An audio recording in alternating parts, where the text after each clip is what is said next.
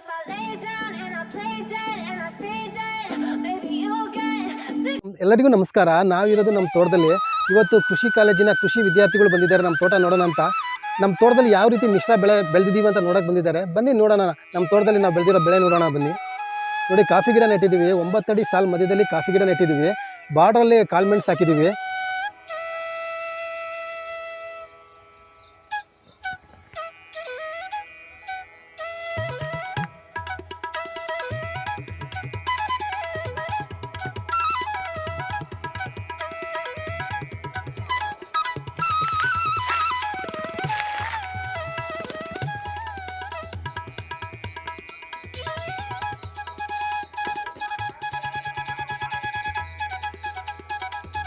ಇದು ತೀರ್ಥಹಳ್ಳಿ ಗಿಡ. 15 ವರ್ಷ ತನಕ ಗಿಡ ಭಾರಿ ಚೆನ್ನಾಗಿ ಬಂತು. ಒಂದು ಗಿಡನೂ ಹೋಗಿರಲಿಲ್ಲ. ಲಾಸ್ಟಿಗೆ ಏನಾಗುತ್ತೆ, 15 ವರ್ಷಕ್ಕೆ ಗಿಡ ಹೋಗೋಕೆ ಶುರುವಾಯಿತು. ಗಿಡ ಓದೋಕ್ಕೆ ಶುರು ಆದಾಗ ನಮಗೆ ತುಂಬ ಬೇಜಾರಾಯಿತು. ಕೈಯಲ್ಲಿ ಇನ್ಕಮ್ ಎಲ್ಲ ಕಮ್ಮಿ ಆಗೋಗ್ಬಿಡ್ತು. ಇನ್ಕಮ್ಮೇ ಇಲ್ದಂಗೆ ಆಗೋಯ್ತು. ಫಸ್ಟ್ ಗಿಡ ನೆಟ್ಟಿದಾಗ 3 ವರ್ಷ ಬಾಳೆ ಹಾಕಿದ್ವಿ. ಬಾಳೆಯಿಂದ 3 ವರ್ಷ ನಮಗೆ ಇನ್ಕಮ್ ಬಂತು. 3 ವರ್ಷ ಆದಮೇಲೆ ಬರೀ ಕೈಯಿಂದನೇ ದುಡ್ಡು ಆಗ್ತಾ ಬಂದ್ವಾ. 15 ವರ್ಷದ ತನಕ ಏನೂ ತೊಂದರೆ ಇರಲಿಲ್ಲ. ಆಮೇಲೆ ಫಸಲು ಕಮ್ಮಿ ಆಗ್ತಾ ಬಂತು. ಗಿಡ ಸುಮಾರು ಹೋಗ್ಬಿಟ್ಟು ನೀರಾವರಿ ಜಮೀನಿದ್ದು ಫುಲ್ಲು ನಾವು ನೀರು ಹಾಯಿಸ್ತೀವಿ. ಇದು ಗುಡ್ಡ ಥರ ಏನಿಲ್ಲ, ಸ್ಲೋಪ್ ಥರ ಏನಿಲ್ಲ, ಫುಲ್ ಶೀತ ಆಗುತ್ತೆ. ಯಾವ ಬೆಳೆ ಬೆಳಿಬೇಕಂತ ನಮಗೆ ಕಷ್ಟ ಆಯಿತು.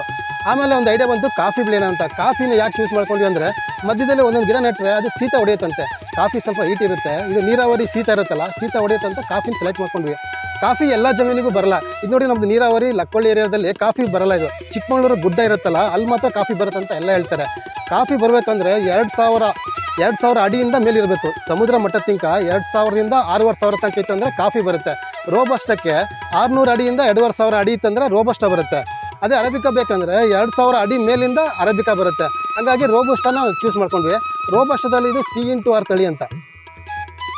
C/R ತಳಿ ಇದು ಸ್ವಲ್ಪ ಹೈಬ್ರಿಡ್ ಅಂತ ಹೇಳ್ತಾರೆ. ಈಗ ಹೊಸದಾಗಿ ಬಂದಿರಕ್ಕಂಥದ್ದು ಇದು ಯಾಕೆ ಚೂಸ್ ಮಾಡ್ಕೊಂಡಿದೆ ಅಂದರೆ, ನಮ್ಮದು ಸ್ವಲ್ಪ ಬಿಸಿಲು ಬೀಳುತ್ತೆ.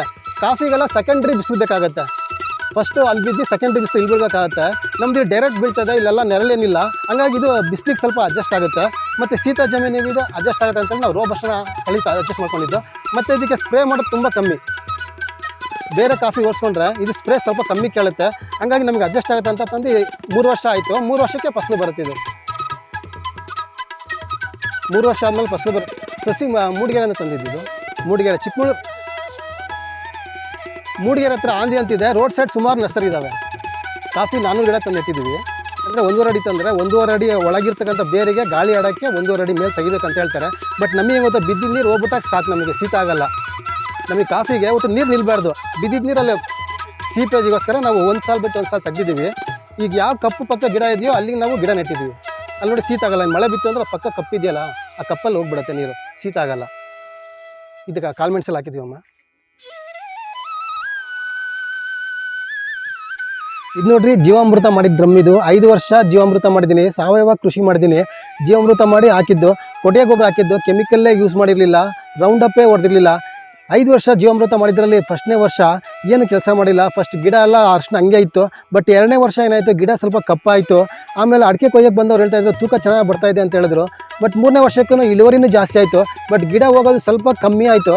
ಬಟ್ ಆರ್ಗ್ಯಾನಿಕ್ ಮಾಡ್ಬೋದು. ಆರ್ಗ್ಯಾನಿಕ್ ಮಾಡಿದ್ರೆ ತಕ್ಷಣ ಏನು ರಿಸಲ್ಟ್ ಬರೋಲ್ಲ.